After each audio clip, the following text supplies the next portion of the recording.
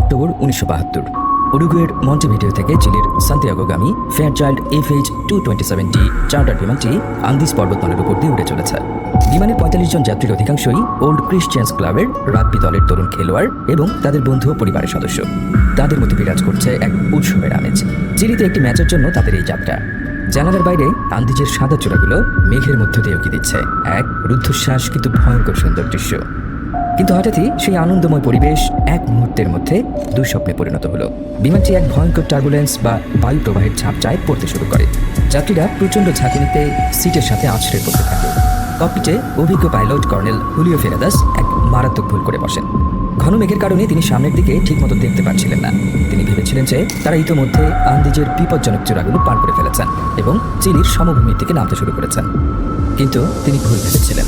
বিমানটি যখন মেঘের স্তর ভেদ করে নিচে নেমে আসে তখন যাত্রীরা যা দেখে তাতে তাদের রক্তহীন হয়ে যায়। সামনে কোনো সবুজ উপত্যকা নয়, বরং মাত্র কয়েক ফুট দূরে রয়েছে পর্বতের এক বিশাল পাথুরে দেয়াল। পাইলট শেষ মুহূর্তে বিমানটিকে উপরে তোলার চেষ্টা করেন, কিন্তু ততক্ষণে দেরি চাহর হয়ে গেছে। এক কান ফাটানো শব্দে বিমানের ডান ডানাটি পাহাড়ের সাথে ধাক্কা লেগে ভেঙে যায়। এরপর বাম ডানাটিও বিমানের শরীর থেকে বিচ্ছিন্ন হয়ে যায় এবং সবশেষে লেজের অংশটি খসে পড়ে। বিমানের সামনের অংশ অর্থাৎ ফিউজিলাজ তখন একটি নিয়ন্ত্রণহীন টর্পেডোর মতো ঘন্টায় প্রায় 350 কিলোমিটার বেগে পর্বতের ঢাল বেয়ে নিচের দিকে স্লাইড করতে শুরু করে। অবশেষে প্রায় 11,700 ফুট উচ্চতায় এক বরফ শীতল উপত্যকায় এসে এটি থেমে যায়। কয়েক মুহূর্তের জন্য নেমে আসে এক পিন পতন, অশুভ নীরবতা। যেখানে জীবন ছিল সেখানে এখন শুধুই মৃত্যু আর ধ্বংসস্তূপ। এই ভয়াবহ দুর্ঘটনায় তাৎক্ষণিকভাবে মারা যান 12 জন। কিন্তু এটি ছিল গল্পের শুরু মাত্র। পরবর্তী 72 দিন ধরে যারা বেঁচে গিয়েছিলেন তারা মানব ইতিহাসের সবচেয়ে চরম এবং অকল্পনীয় টিকে থাকার সংগ্রামের মুখোমুখি হয়েছিলেন। ক্ষুধা, ঠান্ডা এবং প্রকৃতির নির্মমতার বিরুদ্ধে এই লড়াইয়ে তাদের এমন এক সিদ্ধান্ত নিতে হয়েছিল যা সভ্যতার সকল নৈতিকতার সীমানাকে প্রশ্নবিদ্ধ করে।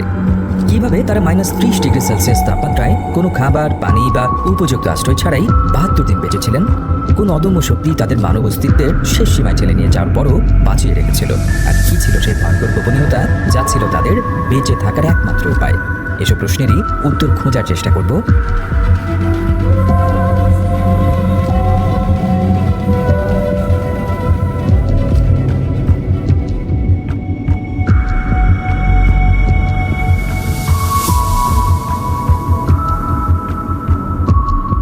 এই গল্পের কেন্দ্রে যারা ছিলেন তারা কোনো সাধারণ যাত্রীদল ছিলেন না। তারা ছিলেন উরুগুয়ের রাজধানী মন্টেভিডিওর একটি নামকরা ক্যাথলিক স্কুল স্টেলা মারিসের প্রাক্তন ছাত্রদের নিয়ে গঠিত রাগবি দল ওল্ড ক্রিশ্চিয়ান্স ক্লাবের সদস্য। তারা ছিলেন মূলত উচ্চ মধ্যবিত্ত এবং উচ্চবিত্ত পরিবারের সন্তান। রাগবি ছিল তাদের আবেগ এবং দলটি ছিল এক পরিবারের মতো। তাদের মধ্যে ছিল এক গভীর ভ্রাতৃত্ব এবং বন্ধুত্বের বন্ধন। 1972 সালের অক্টোবরে চিলির সান্তিয়াগোতে একটি রাগবি ম্যাচের জন্য তারা উরুগুয়ের বিমান বাহিনীর একটি ফেয়ারচাইল্ড বিমান ভাড়া করে। দলের 19 জন খেলোয়াড়ের পাশাপাশি তাদের সাথে যোগ দিয়েছিলেন তাদের বন্ধু, পরিবারের সদস্য এবং কিছু সমর্থক। সব মিলে 40 জন যাত্রী এবং 5 জন ক্রু সদস্য। যাত্রীদের গড় বয়স ছিল মাত্র 19 থেকে 25-এর মধ্যে। তারা ছিলেন জীবনের স্বর্ণালী সময়ে থাকা একদল তরুণ, যাদের চোখে ছিল স্বপ্ন আর বুকে ছিল অদম্য উৎসাহ। 12 অক্টোবর তারা মন্টেভিডিও থেকে যাত্রা শুরু করে, কিন্তু আন্দিজ পর্বতমালার আবহাওয়া ছিল অত্যন্ত প্রতিকূল। তাই পাইলট আর্জেন্টিনায় আন্দিজের ঠিক গোড়ায় অবস্থিত শহর মেন্দোজাতে অবতরণের সিদ্ধান্ত নেন। সেখানে তারা এক রাত কাটায়। তরুণ খেলোয়াড়রা এই অপ্রত্যাশিত বিরতিকে একটি ছোটখাটো ছুটি হিসেবে দেখছিল। পরদিন 13 অক্টোবর শুক্রবার আবহাওয়া কিছুটা উন্নত হওয়ায় তারা আবার চিলির উদ্দেশ্যে যাত্রা শুরু করে। ফ্রাইডে দ্য 13th বা শুক্রবার 13 তারিখ নিয়ে যে কুসংস্কার প্রচলিত আছে তা নিয়ে তারা হাসি ঠাট্টা করেছিল। তারা কল্পনা করতে পারেনি যে এই দিনটি তাদের জীবনের সবচেয়ে কালো অধ্যায়ে পরিণত হতে চলেছে। মেন্দোজা থেকে সান্তিয়াগো যাওয়ার পথটি ছিল সরাসরি আন্দিজের উপর দিয়ে, কিন্তু ফেয়ারচাইল্ড বিমানটি অধিক উচ্চতায় উড়ার মতো ছিল না। তাই পাইলটকে সরাসরি উঁচু চূড়াগুলো পার না করে পর্বতমালার মধ্য দিয়ে একটি নির্দিষ্ট গিরিপথ ধরে উঠতে হচ্ছিল। 1 ঘন্টারও কম সময়ের যাত্রাপথে আবহাওয়া দ্রুত খারাপ হতে শুরু করে। ঘন মেঘ এবং তুষারপাত পাইলটের দৃষ্টিপথে বাধার সৃষ্টি করছিল। এই পরিস্থিতিতে পাইলট কর্নেল হুলিও ফেরাদাস এবং কো পাইলট দান্তে লাগুডারা শুধুমাত্র তাদের যন্ত্রের উপর নির্ভর করে বিমান চালাচ্ছিলেন। কিন্তু তারা এক মারাত্মক ভুল করে বসেন, যা control flight into terrain CFIT নামে পরিচিত। এর অর্থ হলো বিমানটি সম্পূর্ণ নিয়ন্ত্রণে থাকা সত্ত্বেও পাইলটের ভুলের কারণে এটি পাহাড় বা ভূমির সাথে ধাক্কা খায়। পাইলট ভেবেছিলেন যে তিনি ইতোমধ্যে চিলির কুরিকো শহরের গিরিপথ পার করে ফেলেছেন। এয়ার ট্রাফিক কন্ট্রোলকে জানান যে তিনি সান্তিয়াগো উপত্যকার দিকে নামতে শুরু করছেন, কিন্তু বাস্তবে তিনি তখনও আন্দিজের গভীরে উঁচু উঁচু চূড়াগুলোর মধ্যেই ছিলেন। যখন বিমানটি মেঘের স্তর থেকে বেরিয়ে আসে তখন কো পাইলট লাগুডারা চিৎকার করে ওঠেন, কারণ তিনি দেখতে পান যে সামনে মাত্র কয়েক সেকেন্ডের দূরত্বে রয়েছে পর্বতের এক কালো পাথুরে চূড়া। পাইলট শেষ মুহূর্তে বিমানের ইঞ্জিনকে সর্বোচ্চ শক্তিতে নিয়ে গিয়ে বিমানটিকে খাড়াভাবে উপরে তোলার চেষ্টা করেন, কিন্তু তা যথেষ্ট ছিল না। বিমানটির নিচের অংশ প্রথমে একটি চূড়ায় ধাক্কা খায়, এরপর ডানাটি ভেঙে উড়ে যায়। ডানার ধাক্কায় বিমানের লেজের অংশটিও বিচ্ছিন্ন হয়ে যায়, যার সাথে বিমানের পেছনের অংশে বসে থাকা বেশ কয়েকজন যাত্রী এবং ক্রু শূন্যে ছিটকে পড়েন।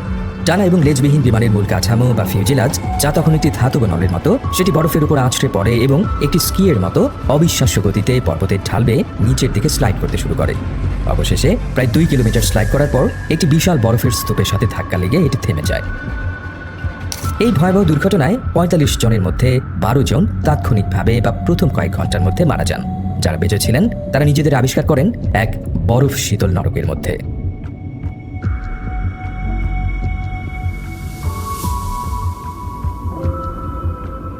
দুর্ঘটনার পর প্রথম কয়েক ঘন্টা ছিল শুধুই বিশৃঙ্খলা, যন্ত্রণা আর আতঙ্কের। বিমানের ভাঙা ফিউজেলাজের ভেতরটা ছিল এক বিভীষিকাময় দৃশ্য। জীবিত এবং মৃতদের দেহ একে অপরের উপর স্তূপীকৃত হয়েছিল। ভাঙা সিট, ধাতব পাত এবং যাত্রীদের জিনিসপত্র চারদিকে ছড়িয়ে ছিটিয়েছিল। আহতদের আর্তনাদ এবং গোঙানির শব্দে বাতাস ভারী হয়ে উঠেছিল। প্রথম রাতের অন্ধকার নেমে আসার সাথে সাথে তারা আন্দিজের নির্মম বাস্তবতার মুখোমুখি হয়। তাপমাত্রা দ্রুত -30 ডিগ্রি সেলসিয়াসের নিচে নেমে যায়।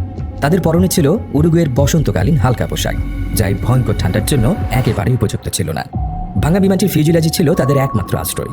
তারা ভাঙা সিট এবং সুটকেস দিয়ে ফিউজেলাজের খোলা মুখগুলো বন্ধ করার চেষ্টা করে, যাতে ঠান্ডা বাতাস ভেতরে ঢুকতে না পারে। কিন্তু এই চরম বিশৃঙ্খলার মধ্যেও মানবাত্মার এক অবিশ্বাস্য শক্তি প্রকাশ পেতে শুরু করে। দলের রাগবি অধিনায়ক মার্সেলো পেরেজ দেল কাস্তিলো দ্রুত নেতৃত্বের দায়িত্ব নেন। যদিও তার নিজেরও পা ভেঙে গিয়েছিল, তবে তিনি অন্যদের সংগঠিত করার চেষ্টা করেন। রবার্তো কানেসা এবং গুস্তাভো জেরবিনো দুজনই ছিল দ্বিতীয় বর্ষের মেডিকেল ছাত্র। তারা তাদের সীমিত জ্ঞান দিয়ে আহতদের সেবা করতে শুরু করে। প্রথম সকালে যখন সূর্যের আলো বরফের উপর প্রতিফলিত হয়ে নতুন একটি দিনের শুরুর ঘোষণা দেয়, তখন তারা তাদের পরিস্থিতির ভয়াবহতা পুরোপুরি উপলব্ধি করতে পারে। চারদিকে যতদূর চোখ যায় শুধু সাদা বরফ আর উঁচু পর্বতের চূড়া, কোনো গাছপালা, কোনো জীবনের চিহ্ন নেই। তারা বুঝতে পারে যে তারা সভ্য জগৎ থেকে সম্পূর্ণ বিচ্ছিন্ন।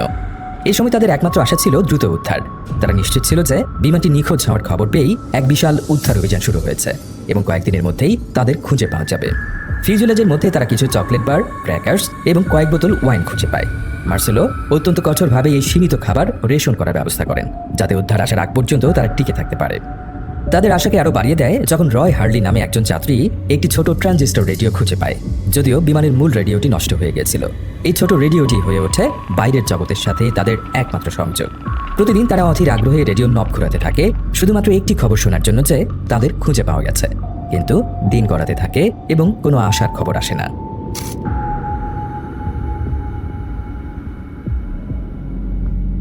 দিনগুলো এক এক করে পার হতে থাকে।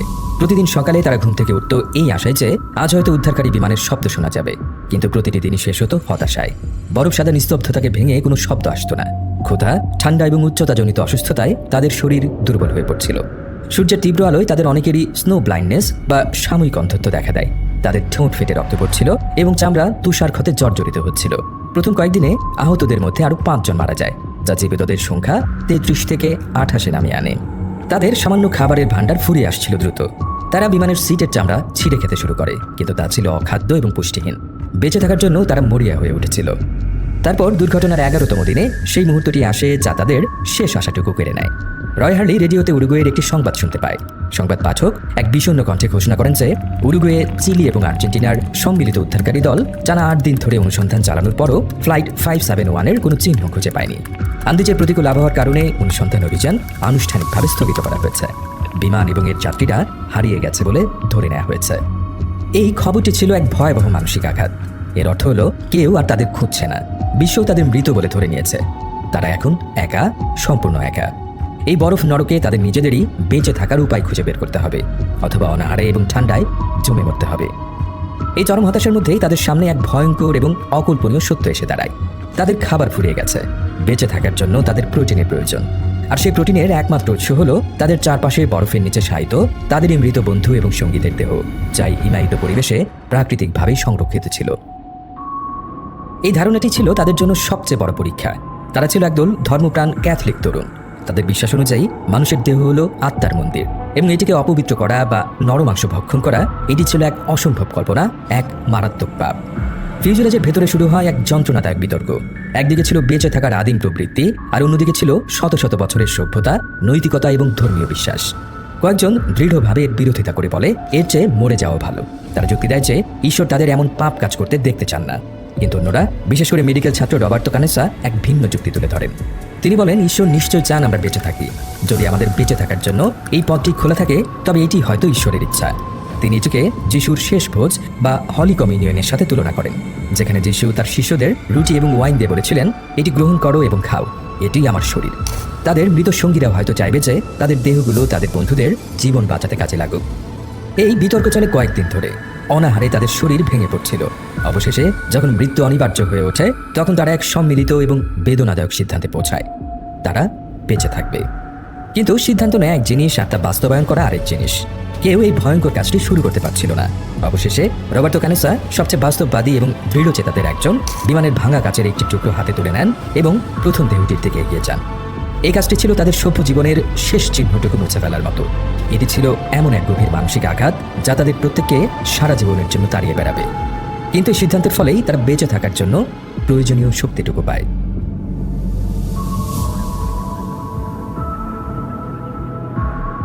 সেই ভয়ঙ্কর সিদ্ধান্তটি নেওয়ার পর বেঁচে যাওয়া যাত্রীরা এক নতুন এবং বিষণ্ণ জীবনযাত্রায় অভ্যস্ত হতে শুরু করে।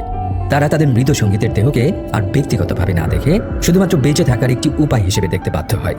গুস্তাভো জেরবিনো এবং আরও কয়েকজন এই কঠিন কাজটি করার দায়িত্ব নেয়, যাতে অন্যদের এই মানসিক যন্ত্রণা থেকে কিছুটা হলেও মুক্তি দেওয়া যায়। তারা একটি নিয়ম তৈরি করে যে তারা কোনো নারী বা তাদের নিজেদের পরিবারের সদস্যদের দেহ স্পর্শ করবে না। তারা একটি ছোট সমাজ গঠন করে, যেখানে প্রত্যেকের নির্দিষ্ট দায়িত্ব ছিল। একদল বরফ গলিয়ে পানি তৈরি করত, আরেক দল ক্ষতস্থান পরিষ্কার করত এবং অন্য দল ফিউজিলাজ মেরামত করত। তারা ধীরে ধীরে এই প্রতিকূল পরিবেশে টিকে থাকার কৌশল আয়ত্ত করছিল। মনে হচ্ছিল তারা হয়তো বসন্তকাল পর্যন্ত টিকে থাকতে পারবে, যখন বরফ গলবে এবং তারা পাহাড় থেকে নামার চেষ্টা করতে পারবে। কিন্তু আন্দিজ পর্বতমালা তাদের পরীক্ষা নেয়া তখনও শেষ করেনি। 29 অক্টোবর রাতে, দুর্ঘটনার 17তম দিনে, যখন তারা সবাই ফিউজিলাজের ভেতরে ঘুমাচ্ছিল, তখন প্রকৃতি তার সবচেয়ে নির্মম আঘাতটি আনে। পর্বতের উপর থেকে এক বিশাল তুষার ধস বা অ্যাভালাঞ্চ নেমে আসে এবং মুহূর্তের মধ্যে তাদের একমাত্র আশ্রয় ফিউজিলাজটিকে সম্পূর্ণরূপে বরফের নিচে কবর দিয়ে দেয়। ফিউজিলাজের ভেতরে নেমে আসে আলকাত্রার মতো অন্ধকার। বরফের চাপে ফিউজিলাজের ভেতরটা আরও ছোট হয়ে আসে। বরফের নিচে জীবন্ত কবর হয়ে যায় তাদের। এই ঘটনায় আরও 8 জন যাত্রী মারা যায়, যাদের মধ্যে ছিলেন দলের অধিনায়ক মার্সেলো পেরেজ এবং শেষ জীবিত নারী যাত্রী লিলিয়ানা মেথেল। বেঁচে যাওয়া 19 জন তখন বরফের নিচে এক সংকুচিত এবং অক্সিজেনহীন ফাঁদে আটকা পড়ে। এটি ছিল তাদের টিকে থাকার সংগ্রামের সবচেয়ে অন্ধকার মুহূর্ত। ঠিক যখন তারা ভেবেছিল যে তারা বেঁচে থাকার একটি উপায় খুঁজে পেয়েছে, তখনই প্রকৃতি তাদের কাছ থেকে সেই সুযোগটি কেড়ে নিতে চেয়েছিল।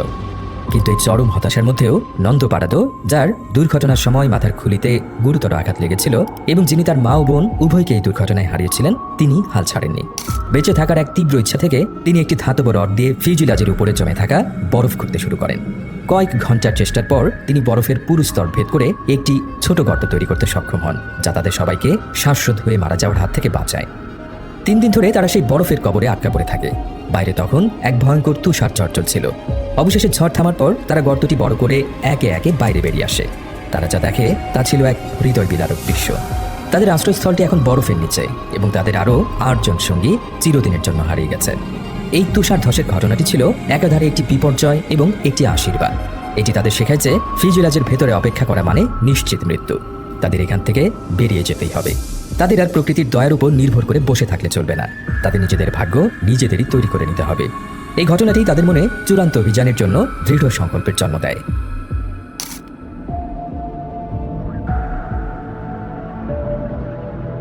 তুষার ধসের পর বেঁচে যাওয়া যাত্রীরা বুঝতে পারে যে তাদের একমাত্র বাঁচার উপায় হলো পাহাড় পেরিয়ে সাহায্য খোঁজা। কিন্তু কোন দিকে যেতে হবে? এটি ছিল $1 মিলিয়ন প্রশ্ন। পাইলট যেহেতু বলেছিলেন যে তিনি কুরিকো পার করে ফেলেছেন, তাই তাদের অনেকেই বিশ্বাস করত যে তারা আন্দিজের পূর্ব দিকে অর্থাৎ আর্জেন্টিনার দিকে রয়েছে এবং চিলি এখনও অনেক দূরে। কিন্তু নন্দো পারাদো যুক্তি দেন যে পাইলট নিশ্চয়ই তার গন্তব্যের কাছাকাছি ছিলেন, তাই তাদের পশ্চিম দিকে চিলির দিকে যাওয়া উচিত। অবশেষে তারা সিদ্ধান্ত নেয় যে একটি অভিযাত্রী দল পাঠাবে।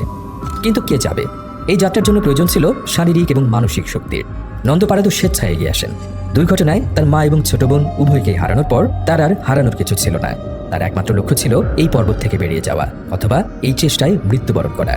তার সাথে যোগ দেন রবার্তো কানেসা, মেডিকেল ছাত্র, যিনি ছিলেন শারীরিকভাবে সবচেয়ে শক্তিশালী এবং মানসিকভাবে সবচেয়ে দৃঢ়।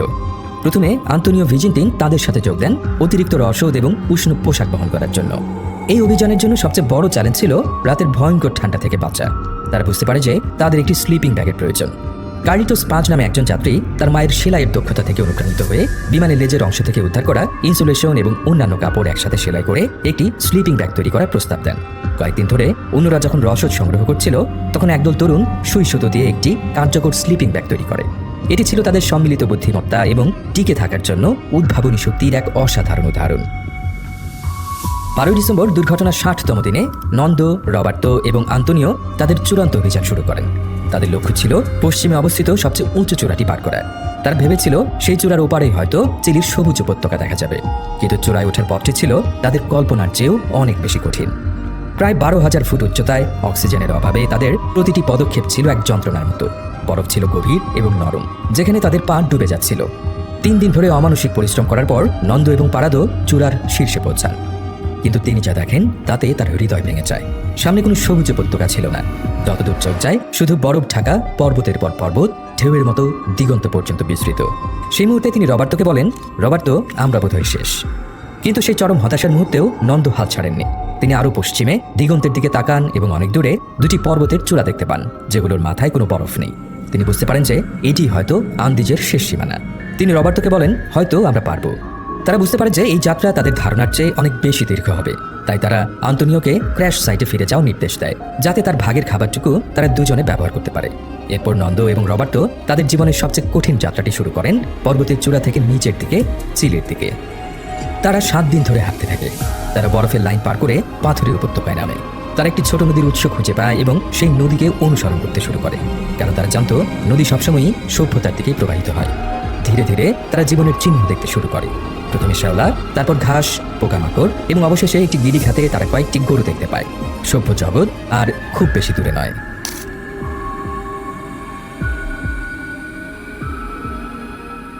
10 দিন ধরে হাঁটার পর নন্দ এবং রবার্তো সম্পূর্ণ অবসন্ন এবং ক্ষুধার্ত অবস্থায় একটি নদীর তীরে এসে পৌঁছায়। নদীর ওপারে তারা ঘোড়ার পিঠে একজন মানুষকে দেখতে পায়। তারা তাদের সমস্ত শক্তি দিয়ে চিৎকার করার চেষ্টা করে, কিন্তু নদীর গর্জনে তাদের গলার স্বর হারিয়ে যায়। সেই ব্যক্তিটি, যার নাম ছিল সার্জিও কাতালান, একজন সাধারণ চিলিয়ান পশুপালক। তিনি তাদের দেখতে পান কিন্তু কিছুই শুনতে পান না। পরদিন কাতালান আবার ফিরে আসেন। এবার তিনি একটি পাথরখণ্ডের সাথে একটি কাগজ এবং একটি পেন্সিল বেঁধে নদীর ওপারে ছুড়ে দেন। নন্দ কাঁপা কাঁপা হাতে কাগজটিতে তাদের গল্প লেখেন। আমি একটি বিমান থেকে এসেছি যা পাহাড়ে বিধ্বস্ত হয়েছে। আমি উরুগুয়ের নাগরিক। আমরা 10 দিন ধরে হাঁটছি। আমাদের বিমানে এখনো 14 জন আহত ব্যক্তি বেঁচে আছে। আমাদের কাছে কোনো খাবার নেই এবং আমরা খুবই দুর্বল। দয়া করে আপনারা কখন আমাদের উদ্ধার করতে আসবেন? আমরা আর হাঁটতে পারছি না। এই নোটটি পড়ার পর সার্জিও কাতালান বুঝতে পারেন যে তিনি এক ঐতিহাসিক ঘটনার সাক্ষী হতে চলেছেন। তিনি তাদের রুটি এবং পনির ছুড়ে দেন এবং তাদের অপেক্ষা করতে বলে সাহায্যের জন্য ছোটেন। তিনি প্রায় 10 ঘন্টা ধরে ঘোড়া ছুটিয়ে নিকটতম পুলিশ স্টেশনে পৌঁছান এবং খবরটি দেন। খবরটি দাবানলের মতো ছড়িয়ে পড়ে। প্রথমে কেউ বিশ্বাস করতে চায়নি। 2 মাসেরও বেশি সময় আগে হারিয়ে যাওয়া একটি বিমানের যাত্রীরা এখনও বেঁচে থাকতে পারে, এটা ছিল এক অবিশ্বাস্য খবর। কিন্তু কর্তৃপক্ষ বিষয়টি গুরুত্বের সাথে নেয় এবং একটি উদ্ধারকারী দল পাঠায়। 22 ডিসেম্বর 1972 2টি হেলিকপ্টার নন্দ এবং রবার্তোকে নিয়ে সেই উপত্যকার দিকে উড়ে যায়, যেখানে তাদের সঙ্গীরা তখনও অপেক্ষা করছিল। যখন বেঁচে থাকা 14 জন যাত্রী হেলিকপ্টারের শব্দ শুনতে পায়, তখন তারা প্রথমে বিশ্বাস করতে পারেনি। তারা ভেবেছিল এটি তাদের মনের ভুল। কিন্তু যখন হেলিকপ্টারগুলো তাদের মাথার উপর চক্কর দিতে শুরু করে, তখন তাদের উল্লাস এবং কান্নায় আকাশ বাতাস ভারী হয়ে ওঠে। তাদের 72 দিনের নরকবাসের অবসান ঘটতে চলেছে। প্রতিকূল আবহাওয়া এবং উচ্চতার কারণে হেলিকপ্টারগুলো একেবারে সকল যাত্রীকে উদ্ধার করতে পারেনি। সেদিন মাত্র অর্ধেককে উদ্ধার করা হয় এবং বাকিদের আরও একটি রাত সেই ধ্বংসস্তূপের মধ্যে কাটাতে হয়। তবে এবার তাদের সাথে ছিল উদ্ধারকারী দলের সদস্যরা এবং খাবার। পরদিন 23 ডিসেম্বর বাকিদেরও উদ্ধার করা হয়। বিশ্বজুড়ে এই ঘটনাটি মিরাকল অব দ্য আন্দিজ বা আন্দিজের অলৌকিক ঘটনা হিসেবে পরিচিতি পায়। যে 16 জন তরুণ 72 দিন ধরে প্রকৃতির বিরুদ্ধে যুদ্ধ করে বেঁচে ফিরেছিল, তারা রাতারাতি আন্তর্জাতিক খবরে পরিণত হয়। কিন্তু তাদের ফিরে আসার আনন্দের সাথে সাথেই এক কঠিন প্রশ্ন সামনে এসে দাঁড়ায়: তারা কিভাবে বেঁচেছিল? মঞ্চভিডিওতে ফিরে আসার পর এক সংবাদ সম্মেলনে বেঁচে যাওয়া যাত্রীরা সাহসিকতার সাথে তাদের টিকে থাকার সম্পূর্ণ গল্পটি বর্ণনা করে। তারা অকপটে স্বীকার করে যে বেঁচে থাকার জন্য তাদের মৃত সঙ্গীদের দেহ খেতে হয়েছিল। তাদের এই সততা এবং তাদের সম্মিলিত সিদ্ধান্তকে সম্মান জানিয়ে ক্যাথলিক চার্চ আনুষ্ঠানিকভাবে ঘোষণা করে যে এই চরম পরিস্থিতিতে তাদের এই কাজ কোনো পাপ ছিল না, কারণ এটি ছিল বেঁচে থাকার জন্য অপরিহার্য।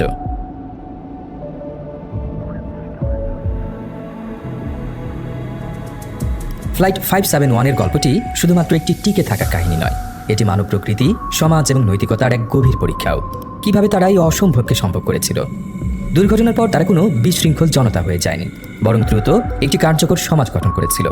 রাগবি দলের অধিনায়ক মার্সেলো পেরেজ প্রথম দিকে নেতৃত্ব দেন। তার মৃত্যুর পর নেতৃত্ব কোনো একক ব্যক্তির হাতে না থেকে বরং একটি গণতান্ত্রিক এবং সম্মিলিত প্রক্রিয়ায় বিকশিত হয়। নন্দো, রবার্তো এবং কার্লিটোসের মতো শক্তিশালী ব্যক্তিত্বরা বিভিন্ন সময়ে নেতৃত্ব দিয়েছেন। তাদের মধ্যে শ্রম বিভাজন ছিল অত্যন্ত স্পষ্ট। একদল পানি তৈরি করত, আরেক দল দেহ কাটার মতো কঠিন কাজটি করত। মেডিকেল ছাত্ররা আহতদের দেখাশোনা করত। এই সামাজিক কাঠামোই তাদের ঐক্যবদ্ধ রেখেছিল। তাদের ক্যাথলিক বিশ্বাস ছিল একটি দ্বিধারী তলোয়ারের মতো। একদিকে এই বিশ্বাসী নরমাংস ভক্ষণের বিরুদ্ধে সবচেয়ে বড় মানসিক বাধা তৈরি করেছিল, কিন্তু অন্যদিকে এই বিশ্বাসী তাদের সেই বাধা অতিক্রম করতে সাহায্য করেছিল। তারা তাদের কাজকে ঈশ্বরের ইচ্ছার একটি রূপ হিসেবে ব্যাখ্যা করে এবং হলি কমিউনিয়নের সাথে তুলনা করে মানসিক সান্ত্বনা খুঁজে পেয়েছিল। বিশ্বাস তাদের হতাশার মুহূর্তে আশা দিয়েছে এবং তাদের কাজকে একটি নৈতিক ভিত্তি দিয়েছে। ৭২ দিন ধরে এই চরম পরিস্থিতিতে টিকে থাকার জন্য প্রয়োজন ছিল অবিশ্বাস্য মানসিক শক্তির। তাদের বেঁচে থাকার পেছনে সবচেয়ে বড় চালিকা শক্তি ছিল তাদের একে অপরের প্রতি বন্ধুত্ব এবং পরিবারের কাছে ফিরে যাওয়ার তীব্র আকাঙ্ক্ষা। যখন বাইরের জগৎ থেকে উদ্ধারের আশা শেষ হয়ে যায়, তখন তারা নিজেদের মধ্যে এক নতুন উদ্দেশ্য খুঁজে পায়, নিজেদের প্রচেষ্টায় নিজেদের উদ্ধার করা।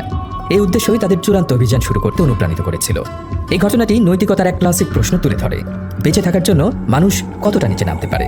তাদের নরমাংস ভক্ষণের সিদ্ধান্তটি কি নৈতিকভাবে সঠিক ছিল? বেশিরভাগ নীতিবিদ এবং ধর্মতত্ত্ববিদ একমত যে এই পরিস্থিতিতে যেখানে অন্য কোনো বিকল্প ছিল না, সেখানে তাদের কাজটি ছিল নৈতিকভাবে সমর্থনযোগ্য। এটি লাইফবোট এথিক্সের এক চরম উদাহরণ, যেখানে সাধারণ সময়ের নৈতিক নিয়মগুলো প্রযোজ্য হয় না। যদিও এই ঘটনাটিকে মিরাকল বা অলৌকিক বলা হয়, কিন্তু বেঁচে যাওয়া যাত্রীরা নিজেরা মনে করেন এটি কোনো দৈব ঘটনা ছিল না। এটি ছিল তাদের সম্মিলিত প্রচেষ্টা, বুদ্ধিমত্তা, ত্যাগ এবং অদম্য ইচ্ছা শক্তির ফল। অলৌকিক ঘটনাটি যদি কিছু হয়ে থাকে, তবে তা হলো সার্জিও কাতালানের সাথে তাদের সাক্ষাৎ। কিন্তু সেই সাক্ষাৎ সম্ভব হয়েছিল নন্দ এবং রবার্তোর 10 দিনের অমানসিক অভিযানের ফলেই। মিরাকল অব দ্য আন্দিজের গল্পটি মানব ইতিহাসের পাতায় এক অমোচনীয় কালিতে লেখা থাকবে। এটি একদিকে যেমন এক ভয়াবহ দুর্ঘটনার করুণ কাহিনী, তেমনি অন্যদিকে এটি মানবাত্মার সহনশীলতা, উদ্ভাবনী শক্তি এবং বন্ধুত্বের এক চূড়ান্ত উদাহরণ।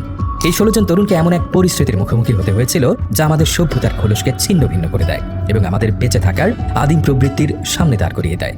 তারা দেখিয়েছে যে সবচেয়ে অন্ধকার মুহূর্তেও মানুষ কিভাবে একে অপরের সাহায্যে একটি সমাজ গঠন করতে পারে, কিভাবে নৈতিকতার নতুন সংজ্ঞা তৈরি করতে পারে এবং কিভাবে অসম্ভবকে সম্ভব করতে পারে।